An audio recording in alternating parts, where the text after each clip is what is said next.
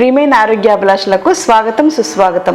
ఈ వీడియో చూసే ముందుగా మా ప్రైమ్ టైమ్ ఛానల్ని సబ్స్క్రైబ్ చేయండి, బెల్ ఐకాన్ని ప్రెస్ చేయండి. అందరికంటే ముందుగా మా వీడియోలను చూడండి. యూట్యూబ్ ప్రేక్షకులందరికీ నమస్కారం. సురక్ష ప్రైమ్ టైమ్ ఆయుర్వేద వీడియోస్ ద్వారా మిమ్మల్ని అందరినీ ఇలా కలవడం చాలా ఆనందంగా అనిపిస్తుంది. మీలో చాలామంది మీకు వచ్చేటువంటి సమస్యలన్నీ కూడా నాకు వాట్సాప్లో పంపించి మీ రిపోర్ట్స్ని కూడా ఫార్వర్డ్ చేసి మీ వ్యాధుల గురించి మీ ఆరోగ్యం గురించి శ్రద్ధ తీసుకుంటున్నందుకు చాలా సంతోషంగా ఉంది. మరికొందరైతే వాళ్ళ రిపోర్ట్స్ డైరెక్ట్గా తీసుకుని కన్సల్టేషన్కి వచ్చి మన దగ్గర దొరికేటువంటి చికిత్సలు ఆయుర్వేద ఔషధాలతోటి ఆహార సలహాలతోటి వారి ఆరోగ్యాన్ని మెరుగుపరుచుకుంటున్నందుకు నిజంగా చాలా ఆనందంగా అనిపిస్తుంది. ఇవాళ మన వీడియోలో ఒక స్పెషల్ ప్రోగ్రామ్ మనం చూడబోతున్నాం.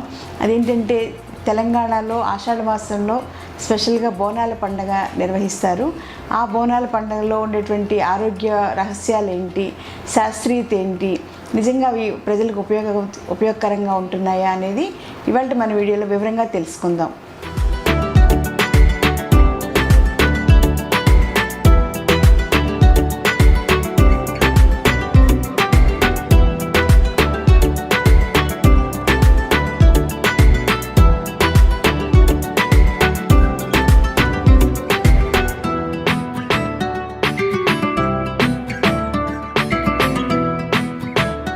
తెలంగాణలో ముఖ్యంగా జంట నగరాల్లో నిర్వహించే బోనాల ఉత్సవాల గురించి, అందులో ఉండేటువంటి శాస్త్రీయత, నిజంగా ఆరోగ్యానికి అందులో ఉపయోగపడే ఎన్నో సీక్రెట్స్ ఉన్నాయి కాబట్టి అవన్నీ కూడా ఇవాళ తెలుసుకుని కొంతైనా మనం ఆచరించడానికి ప్రయత్నం చేద్దాం.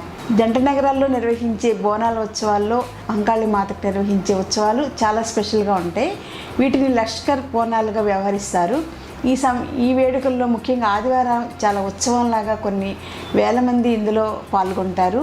ముఖ్యమంత్రుల దగ్గర నుంచి రాజకీయ నాయకులు, సామాన్య ప్రజలు అందరూ కూడా కలిసిపోయి మమేకమై చేసుకునేటువంటి ఈ వేడుకలో ఉండేటువంటి విశిష్టతలు, అందులో ఉండేటువంటి ఆరోగ్య రహస్యాలు ఇప్పుడు తెలుసుకుందాం. ఇందులో మొట్టమొదటిది ఘటోత్సవం. అంటే కుండలో పసుపు నీళ్లు వేపాకులు వేసుకొని తీసుకెళ్ళనేది ఘటోత్సవం అనమాట. ఈ ఘటోత్సవంలో ఈ నీటిని ఇలా తీసుకుని వెళ్ళడం వల్ల ఈ పసుపు వలన యాంటీబయాటిక్గా యాక్ట్ చేస్తుంది, పసుపు యాంటీ ఫంగల్గా యాక్ట్ చేస్తుంది, యాంటీ మైక్రోబియల్గా యాక్ట్ చేయడం వల్ల ఆ చుట్టుపక్కల ఉండే పరిసరాల్లో ఈ సీజనల్ వ్యాధులు కలిగించేటువంటి క్రిములు, ఈగలు, దోమలు ఇలాంటివన్నీ కూడా చనిపోవడానికి, అవి మళ్ళీ పునరుత్పత్తి కాకుండా ఈ పసుపు చాలా బాగా ఉపయోగపడుతుంది. ఇంకో విశిష్టత ఏంటంటే పసుపుతో పాటుగా అందులో వేపాకులు కూడా కలిపి తీసుకెళ్ళడం వల్ల మరింతగా దాని గుణాన్ని పెంచుతుంది అనమాట. ఎందుకంటే వేపాకులు కూడా యాంటీబయాటిక్గా యాక్ట్ చేస్తాయి, యాంటీ మైక్రోబియల్గా యాక్ట్ చేస్తాయి. ఇంకా వేప గాలి పీల్చినా కూడా మనకి చాలా ఊపిరితిత్తులకి చాలా మంచిది. కాబట్టి ఇవి రెండు కాంబినేషన్ ఘటోత్సవంలో నిర్వహించడం అనేది మనం ఈ బోనాల పండుగలో చాలా ఆరోగ్యకరమైనటువంటి విశిష్టమైనటువంటి ఆచారం. సో దీన్ని మనం ఆమోదించడం చాలా మంచిది. కాబట్టి అందరూ కూడా ఈ ఘటోత్సవంలో పాల్గొనడం చాలా మంచిది. నెంబర్ 2 పాయింట్ బోనాల సమర్పణ. భక్తులు వాళ్ళు ఏవైతే మొక్కుకున్నారో ఆ పదార్థాలతోటి అమ్మవారికి చాలా భక్తి శ్రద్ధలతో ప్రసాదం సమర్పణలో జరుగుద్ది. ఆ సమయంలో ప్రతి భక్తులు కూడా మంచి వర్షాలు పడాలని, వాతావరణం చాలా బాగుండాలని, పంటలు సమృద్ధిగా పండాలని, పశుగుణం అంతా కూడా అభివృద్ధి చెందాలని, అందరూ కూడా ఆరోగ్య సౌభాగ్యాలతో పెంపొందించుకోవాలని, తర్వాత చుట్టూ ఉన్న వారందరూ కూడా స్నేహభావంతో సహృద్భావంతో కలిసి ఉండాలని, ఇవన్నీ కూడా చల్లగా తల్లి మనల్ని కాపాడాలని చాలా భక్తిభావంతో సమర్పించడం ఈ బోనాల సమర్పణలో జరుగుతుంది. నెక్స్ట్ నెంబర్ 3 శాఖ పెట్టడం.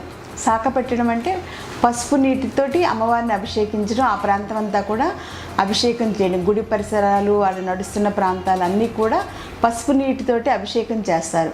ఆ పసుపు నీటిలో ఇందాక చెప్పుకున్నట్టుగా వేపాకులు కూడా ఉండడం వల్ల మరింతగా ఆరోగ్యాన్ని ప్రసాదించేటువంటి ఫార్ములా ఇందులో ఉందన్నమాట. పసుపు వేపాకు కలిపితే అది చాలా వాతావరణ పొల్యూషన్ని బాగా తగ్గిస్తుంది. తర్వాత సీజనల్ డిజార్డర్స్ అన్నీ రాకుండా కాపాడుతాయి. కాబట్టి ఈ పసుపు జల అభిషేకం అనేది ఇందులో ఈ లష్కర్ బోనాల్లో చాలా విశిష్టమైనటువంటి కార్యక్రమం. కాబట్టి దీని ద్వారా కూడా ప్రజలు సీజనల్ డిసీజెస్ రాకుండా కాపాడబడతారు. నెంబర్ 4 గావు పెట్టడం. గావు పెట్టడం అంటే సొరకాయతోను గుమ్మడికాయతోటి దృష్టి తీసేసి అక్కడ పగలగొట్టి పడవేయడం. మన చుట్టూ సమాజంలో అందరూ కూడా ఒకే యాటిట్యూడ్తో ఉంటారు. కొందరిలో నెగిటివ్ వైబ్రేషన్స్ చాలా ఎక్కువగా ఉంటాయి.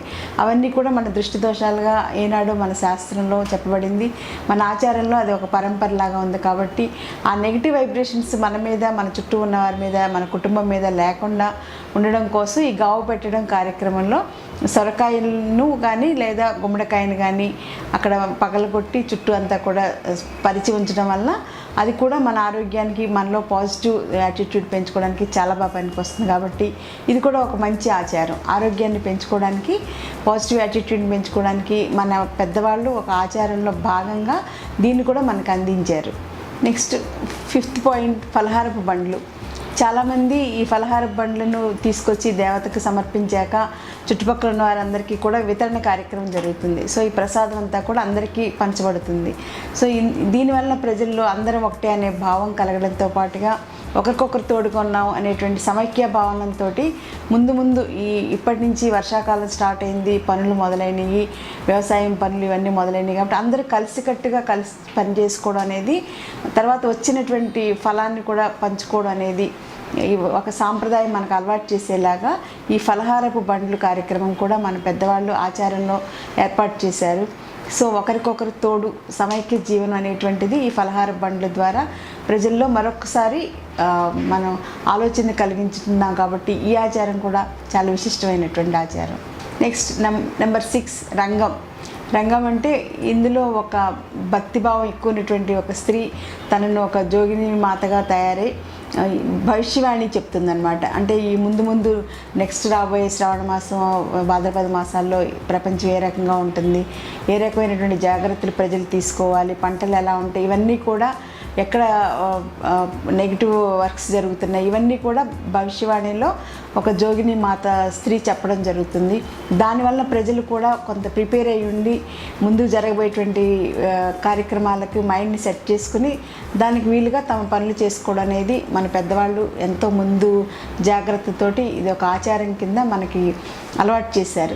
సో ఇంత మంచి 6 రకాలైనటువంటి మెయిన్ కార్యక్రమాలన్నీ కూడా ఈ బోనాల ఉత్సవాల్లో జరుగుతాయి. ఇంకా ప్రజలకి ఆనందం కలిగించడం కోసం పోతురాజుల నృత్యోత్సవాలు, జోగిని మాతలు వీళ్ళందరూ కూడా భక్తిభావంతో అన్నీ నివేదన చేయడం, ఇవన్నీ కూడా మనకి కొన్ని రోజుల పాటు జీవించే ప్రతి ఆదివారం చాలా ఒక ఉత్సవంలాగా జరగడం అనేది ఈ తెలంగాణలో గమనిస్తున్నాం. ఈ బోనాల ఉత్సవాల గురించి మనకి ఆంధ్రుల చరిత్రలో కూడా చాలా విశిష్టంగా చెప్పబడింది. శ్రీకృష్ణదేవరాయల కాలం నుంచి తర్వాత వచ్చినటువంటి కాకతీయుల కాలంలో కూడా ఈ ఉత్సవాలు చాలా బాగా చేసేవారు. ఆ తర్వాత దీనికి సంబంధించిన రికార్డ్ అంతా కూడా బసవ పురాణం అనేటువంటి పురాణంలో చాలా విశిష్టంగా చెప్పబడింది. ఈ బోనాల ఉత్సవాన్ని ఎంత వేడుకగా అందరూ చేసుకునేవారు, ఎంత ఆరోగ్యాన్ని పొందారు అనేది కూడా చెప్పబడింది. ప్రకృతి కరుణిస్తే ఆనందం, ప్రకృతి ప్రకోపిస్తే ఆక్రోశం.